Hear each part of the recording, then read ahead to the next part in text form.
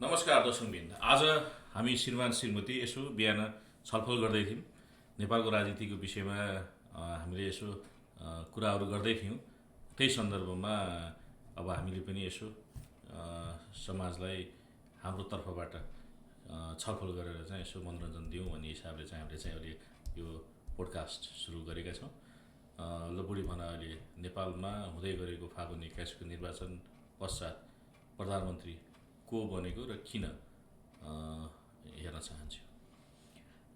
मेरो विचारमा चाहिँ अहिले अब सारा देशको समर्थन भइरहेको मान्छे बालेन शाह, म चाहिँ उहाँकै सपोर्टमा छु। अनि त्यस्तो अब एकदम पार्टी वाइज गरेर त्यस्तो गरेर पार्टीको समर्थक भएर चाहिँ गरेको होइन म, होइन। अनि अब पार्टीको कुरा गर्ने हो भने म त्यस्तो मेरो स्पेसिफिक भन्ने नै छैन पार्टीमा कोही पनि। अनि जसले राम्रो काम गर्छ अनि त्यहाँकै चाहिँ म समर्थक हुने भए म बालेन शाहकै समर्थक हो। र रिजन भन्नुपर्दा चाहिँ यत्रो वर्षसम्म पार्टीको नेताहरूले पार्टीबाट चुनिनु भएको, होइन, छानिनु भएको मन्त्रीहरूले चाहिँ केही पनि मन्त्रीहरूले चाहिँ देशमा केही गर्न नसकेको, होइन, अवस्था अझै पनि हाम्रो देश चाहिँ 50 देखि 100 वर्ष पछाडि विदेशको कम्पेरिजनमा हुँदाखेरि चाहिँ there is a new face right now. अनि त्यो न्यू फेसले चाहिँ maybe he will do something, होइन। I feel like we don't have any other option than believing in Balen right now. त्यस्तो फिल भएको मलाई चाहिँ। अनि बालेनले गरेका 5वटा के राम्रो कामहरू छ भने एक्चुअली जानकारी गराइदिउँ न त्यही पोडकास्ट मार्फतबाट। एक त फर्स्ट भनेको चाहिँ काम पनि बालेन शाहले गर्नुभएको छ धेरै नै, होइन। अनि त्यो त हामीलाई थाहा छैन। फर्स्ट भनेको चाहिँ मलाई उहाँको राम्रो लागेको कुरा भनेको कन्फिडेन्स मान्छेको, होइन। अनि the way he has presented himself, होइन, जसरी आफू प्रिपेयर भएर आउनुभएको छ नि जुन, होइन। अब मेयर हुनलाई पनि अनि I guess we all have seen he came prepared, होइन। अनि आइसकेपछि मैले के गर्छु भन्ने कुरा प्रिपेयर भएर र आइसकेपछि त्यो पदमा मैले के गर्न मिल्छ भन्ने कुरा बुझेर नै त्यति राम्रो काम जुन काठमाडौँको भिडभाड जुन मेन सिटीलाई चाहिँ मैले सोध्न खोजेको कुरा चाहिँ त्यो स्पेसिफिक के कामहरू गरेर तपाईँलाई याद छ भने के याद छ त्यो गफहरू त्योभन्दा पनि स्पेसिफिक के काम गरे त्यो चाहिँ भनिदिनु पर्छ कि जानकारी। त्यही त, त्यो सहर चाहिँ त्यति साँघुरो भएको, त्यति भिडभाड भएको सहरलाई चाहिँ भिडभाड मुक्त अहिले चाहिँ त्यति फराकिलो राम्रो मान्छेहरू टुरिस्टहरू आउँदाखेरि पनि अनि एटलिस्ट ओके यो हो नि त भन्ने खालको फिल गराउने भए चाहिँ त्यो चाहिँ एकदमै राम्रो काम गर्नुभएको हो। र अनि दोस्रो त्यही हो, मैले थाहा पाएको चाहिँ त्यही हो, होइन। कन्स्ट्रक्सनमा, त्यसपछि बाटोहरू बनाउनेमा, अनि भिडभाडहरू हटाउनेमा, हरियाली, त्यो रुखहरू प्लान्टेसन गरेको तिनीहरू अब त्यति धेरै म एकदमै धेरै राजनीतिक त्यो ज्ञान भएको मान्छे त होइन। बालेन शाहले एउटा म थपिदिन्छु, बालेन शाहले चाहिँ नेपाललाई नेपाल नै बनाउने हो उसको सबभन्दा मेन अहिले, होइन, एजेन्डा। नेपाललाई नेपाल जस्तै बनाउने हो। हाम्रो सम्पदाहरू जस्तै भक्तपुरका जति पनि त्यहाँ के अरे दरबारहरू छन् त्यसलाई संरक्षण गर्नुपर्छ, सिंहदरबार संरक्षण गर्नुपर्छ भनेर भन्नुभयो। तर आज सिंहदरबार जलेको अवस्था छ नेपालमा, होइन। त्यस कारणले गर्दाखेरि त्यो सिंहदरबारको आगो निभाउनको लागि ललितपुरको दमकल आउनु पर्यो। त्यो पनि एउटा दुःखद कुरा हो, होइन। जे जस्तो भए पनि नेपाल त हामी सबै मिलेर बनाउनु पर्ने छ, होइन। र मैले श्रीमतीलाई सम्झाउन खोजेको कुरा पनि यही हो। राम्रो मान्छे हल्ला गर्दैमा त्यो मान्छे राम्रो हुन्छ, त्यो मान्छे एकदमै क्षमतावान हुन्छ भन्ने हुँदैन। पार्टीमा पनि सबै राम्रा मान्छे हुँदैनन्। पार्टीमा राम्रा पनि हुन्छन्, नराम्रा पनि हुन्छन्। अहिले तपाईँले भर्खरै हेर्नुभयो नेपाली काङ्ग्रेस पार्टीमा अहिले परिवर्तन भएको छ। गगन थापाले जुन हिम्मत गरेर, आँट गरेर, साहस गरेर नेतृत्व आफ्नो पक्षमा पार्नुभएको छ, उहाँलाई पनि हामी सबैले सम्मान गर्नुपर्ने हुन्छ, होइन। अब श्रीमतीले जस्तै मैले भने नि, आज जस्तै मेरो बुढीले त्यति धेरै राजनीतिमा चासो राख्दैन, तर पनि उसले चाहिँ बालेनमा के आशा त देखिन् नि त, होइन। जस्तै धेरै नेपाली दाजुभाइ तथा दिदीबहिनीहरूले विदेशमा बसेर बालेनप्रति जुन आशा देखाउनु भएको छ, त्यो बालेनले त्यो आशा पुरा गर्नेछन् भन्ने विश्वास लिएको छु। साथै अब मेरो बुढीको पनि केही जिज्ञासा होला, होइन, अब प्रश्नहरू छन् होला, तिमीले पनि प्रश्न राख्न सक्छौ मलाई। मैले अब गगन थापा काङ्ग्रेसमा भएर, होइन, अहिलेको यङ लिडर, अनि प्लस अब चेन्जेस, अब एउटा त्यो पार्टीकै चेन्ज अफ फेस जस्तो भएर अनि फ्रन्टम्यान जस्तो भएर लागेर अब पहिला चाहिँ अरूको दबाबमा आएर केही गर्न नसकेको र अहिले चाहिँ नयाँ पार्टी फेरिएर नयाँ मुख आएर देशले खोजेअनुसार पार्टीबाट चाहिँ केही दिन खोज्नु भएको छ होइन। अनि गगन थापाले चाहिँ तर यत्रो वर्षसम्म पार्टीमा लागेर गर्न केही पनि सक्नु भएन भनेदेखि चाहिँ अब चाहिँ कसरी विश्वास लाग्छ कि त्यही पार्टीमा रहेर देश विकास गर्नुहुन्छ होला र केही होला देशमा भन्ने कुरा कसरी के लाग्छ तिमीलाई? अब गगन थापा युवा हुँदादेखि नै मैले उहाँलाई फलो गरेर आएको मान्छे हो होइन, देखेको मान्छे हो। किनभने अब मभन्दा उहाँ झन्डै 10 वर्ष जेठो हुनुहुन्छ होइन। अब मैले सानैदेखि गगन थापा जस्तै बन्नुपर्छ भन्ने एउटा सङ्कल्प बोकेको युवा हुनु पनि होइन। अब त्यस कारणले गर्दाखेरि गगन थापाले गरेका सबै राम्रा कामहरू होइन, सबै राम्रो कामहरू हामीले चाहिँ त्यसलाई चाहिँ मूल्याङ्कन गर्नुपर्छ। जस्तै कामहरू के गरेयो भन्दाखेरि त्यो बेलामा गणतन्त्रको विषयमा चाहिँ बोल्ने होइन, 2062-63 सालको बेलामा सडकबाट बोलेर राजद्रोहको मुद्दा खेपेका व्यक्ति हुन् उनी होइन। र आज गणतन्त्र स्थापना हुनमा उनको ठुलो भूमिका छ। आज जसरी हामी यो बोल्न पाइरहेछौँ नि, यो कुरामा चाहिँ कहीँ न कहीँ नेपाली काङ्ग्रेसको इतिहास, जस्तै मैले भने नि बिपीले जुन सपनाहरू देखाउनु भयो, त्यो सपनालाई बिपी जतिको नेतृत्व गर्ने अझसम्म काङ्ग्रेसमा मैले चाहिँ सोचेको भनेको चाहिँ गगन थापा नै हो होइन। त्यस कारणले गर्दाखेरि बिपी पछिको नेपाली काङ्ग्रेसलाई हाँक्न सक्ने, नेपाली काङ्ग्रेसले के छ यी गल्तीहरू भएका छन् भने त्यो गल्तीको जिम्मेवारी लिन सक्ने र विगतमा भएको कुराहरू चाहिँ हामीले गरेकै होइनौँ, म त्यसमा जवाबदेही छैन भन्ने कुरा चाहिँ गगन थापाले कहिले पनि बोलेको देखिँदैन। र अब आउने दिनमा जस्तै मैले अझै हिजो पनि मैले हेरेँ गगन थापाको नाराहरू, जस्तै मैले भने नि गगन थापाको काम के गरेँ भन्ने कुरामा चाहिँ आज नेपाली काङ्ग्रेसको एउटा हिम्मत गरेर आँट गरेर नेपाली काङ्ग्रेसलाई एउटा रूपान्तरण गर्ने जुन प्रक्रियामा उहाँ सफलता हासिल गर्नुभएको छ। त्यस कारणले गर्दाखेरि चाहिँ आज काङ्ग्रेसमा थुप्रै युवाहरू चाहिँ त्यो आशा बोकेर चाहिँ बसिरहेका छन्। स्वास्थ्य मन्त्री हुँदाखेरि के काम गर्नुभयो भन्ने कुराहरू सबैलाई थाहा छ होइन। त्यस कारणले गर्दा मैले समग्रमा छोटोमा के भन्न चाहन्छु भन्दाखेरि नेपालमा एउटा गगन थापाले 20 वर्ष 30 वर्ष बसेर बेदाग रहेर होइन, आफ्नो पार्टीभित्र अन्तरसङ्घर्ष गरेर आज जुन हासिल गर्नुभएको छ, नेपाल देश बनाउन पनि त्यही किसिमको भूमिका निर्वाह होस् भन्ने चाहना मेरो छ। मैले त्यो भन्दै गर्दाखेरि बालेन जस्तो युवाहरू जो देश बनाउँछु भन्छ होइन, त्यस्ता युवाहरूलाई पनि नजरअन्दाज गर्नु हुँदैन भन्ने मेरो मान्यता हो। किनभने बालेन त मभन्दा पनि जुनियर भाइ हो होइन। जस्तै जुन हुटुटी बोकेर हामी पनि राजनीतिमा लाग्न चाहना गरेका थियौँ, त्यो कुरालाई तोडेर आज यो हिम्मत गरेर यो माहौल क्रिएट गर्ने कुरामा जुन बालेन शाहले जुन आफ्नो क्षमता देखाएको छ, त्यसलाई पनि हामी नजरअन्दाज गर्नु हुँदैन। र त्यो साथसाथै म चाहिँ अलिकति भए पनि अनुभव, विचार होइन र आफ्नो प्रष्ट धारणा लिएर जो आछ त्यस्तो व्यक्तिलाई चाहिँ प्रधानमन्त्री भएको हेर्न चाहन्छु। र मैले चाहिँ बालेन शाहले केही वर्ष अनुभव लिएर सरकारमै बसेर काम गरेर भोलिको एउटा प्रधानमन्त्रीको रूपमा नै हेरेको छु मैले। त्यो भन्दै गर्दाखेरि अहिले नै बालेन शाहलाई प्रधानमन्त्री बनाउनुपर्छ भनेर म किन भन्दैन भन्दाखेरि चाहिँ राजनीति हल्लाको भरमा हुँदैन, राजनीति आवेगको भरमा हुँदैन। राजनीतिलाई एउटा भनौँ न जनताको जुन विश्वास छ नि, त्यो विश्वासकोमा खरा उत्रनुको लागि चाहिँ त्यो माहौल पनि आफूले सिर्जना गर्न सक्नुपर्छ। उहाँ जुन पार्टी मैले भर्खर लाग्नु भएको छ त्यो पार्टीकै विश्वास छैन, त्यो पार्टीकै नेतृत्व गर्ने मान्छेलाई त्यत्रो ठुलो आरोप छ होइन। भने त्यस्तो मान्छेलाई विश्वास गरेर उहाँ जानु हुँदैछ। त्यस कारणले गर्दाखेरि मात्र प्रश्न हो होइन। र अर्को कुरा के छ भन्दाखेरि अब आउने दिनमा मैले भने गगन थापाले पनि सबैलाई मिलाएर सबैलाई चाहिँ सबैको जनताले जुन मत दिनुहुन्छ त्यसैको आधारमा चाहिँ सबैसँग समन्वय गरेर अगाडि बढ्नुहुन्छ भन्ने अपेक्षा गरेका छौँ। यदि जनताले यो पटक बालेन शाहलाई नै बहुमत दियो भने गगन थापा प्रतिपक्षमा बसेर चाहिँ एउटा भनौँ न रचनात्मक तरिकाले चाहिँ उहाँले चाहिँ आफ्नो कुराहरू राख्नुहुन्छ र सरकारलाई सहयोग गर्नुहुन्छ भन्नेमा हामी विश्वस्त छौँ। मेरो पनि त्यस्तै नै हो सोचाइ होइन। जसले जिते पनि मिलेर चाहिँ काम गर्नुपर्छ लास्टमा, जसले नै जिते पनि।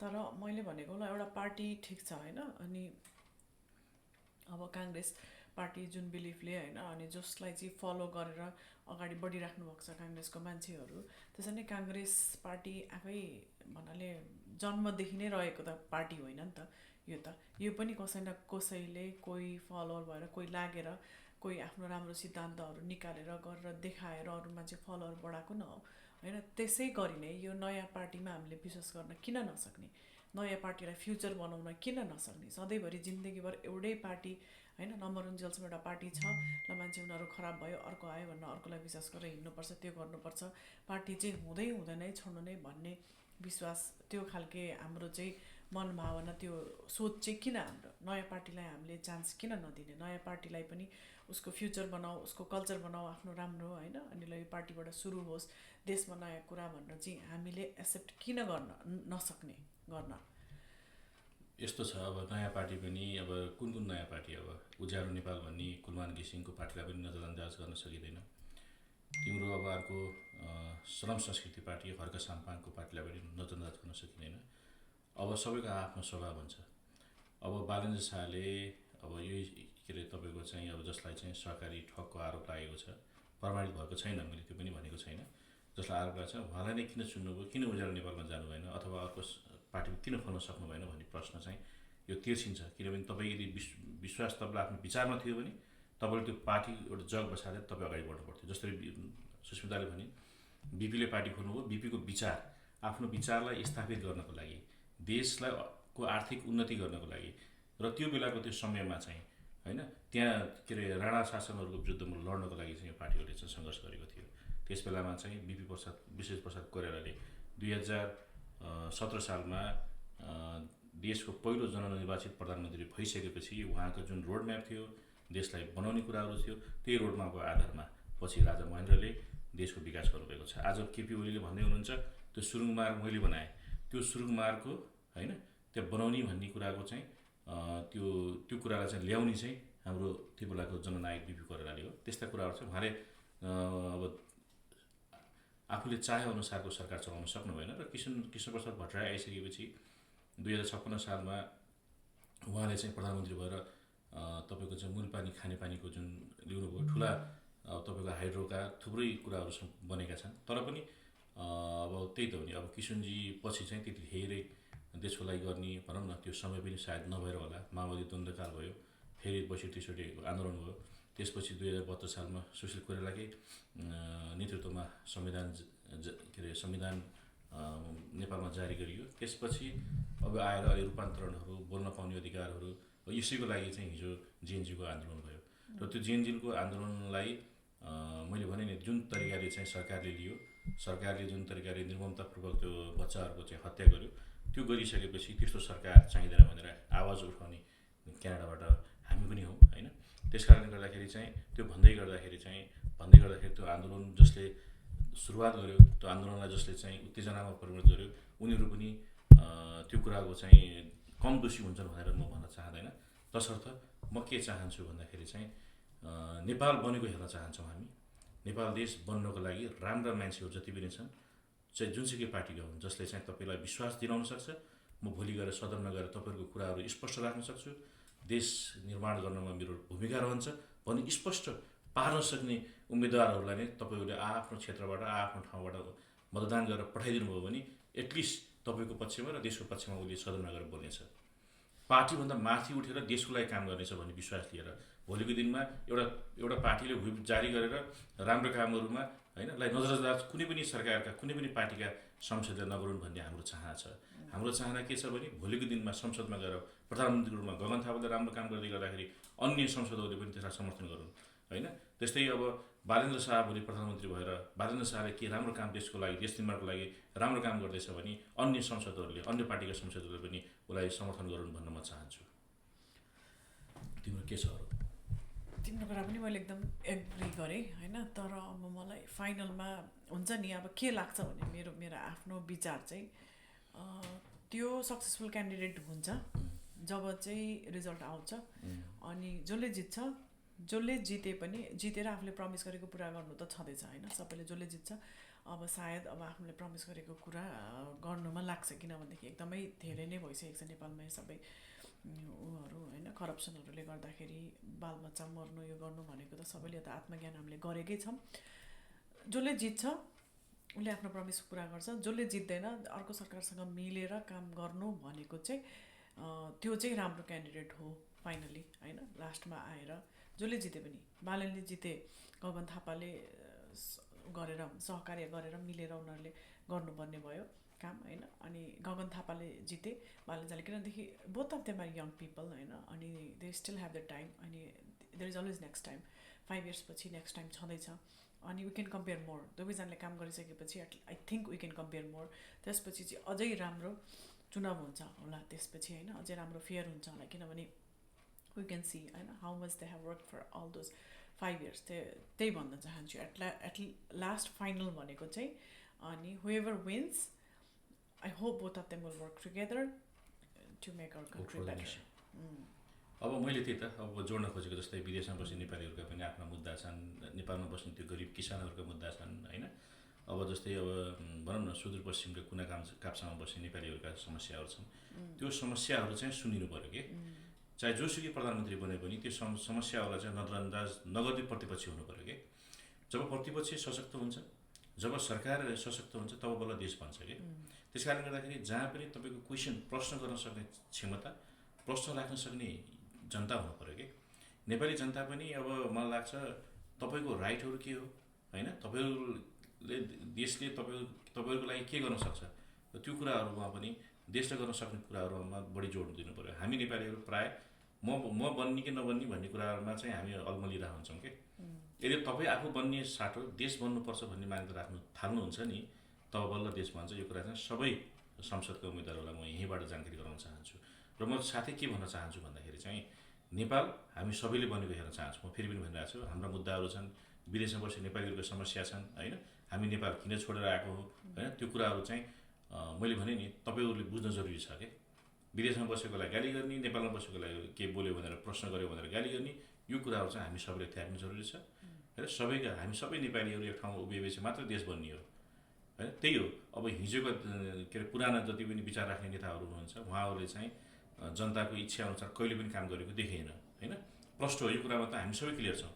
उहाँहरू जनताले एउटा चाह छ, उहाँहरूले चाहिँ आफूले चाहेअनुसार गर्नुभएको छ। देश कहिले पनि आफूले चाहेअनुसार डोराउन खोज्दाखेरि यस्ता यस्ता दुर्घटनाहरू संसारभरि धेरै देशहरूमा भएका छन्। त्यस कारणले गर्दाखेरि म फेरि विनम्रतापूर्वक आग्रह गर्न चाहन्छु, गाली गुलोचको राजनीतिभन्दा पनि एकताको राजनीतिले नै देशलाई चाहिँ सही दिशानिर्देश गर्छ र देश बन्छ भन्ने कुरामा म विश्वास छु। म फेरि मेरो श्रीमतीलाई म एउटा प्रश्न फेरि तिमीलाई गर्न चाहन्छु। तिमी सानोमा बस्दै गर्दाखेरि तिमीले पढ्ने विद्यालयमा तिमीलाई चाहिँ जस्तै यो राजनीतिको विषयमा केही सिकाइन्थ्यो कि सिकाइन्थेन? तिमीलाई सिकाइन्थ्यो त, तिमीले सिक्यौ, सँगै पढेको त अनि हामीले।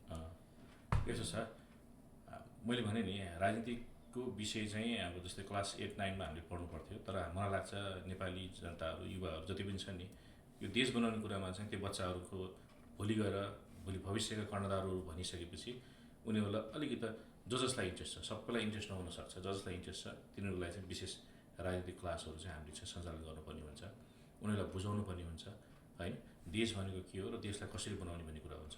र नेपालमा अर्को समस्या छ करप्सनको, सरकारी कर्मचारीहरूले गर्ने करप्सन।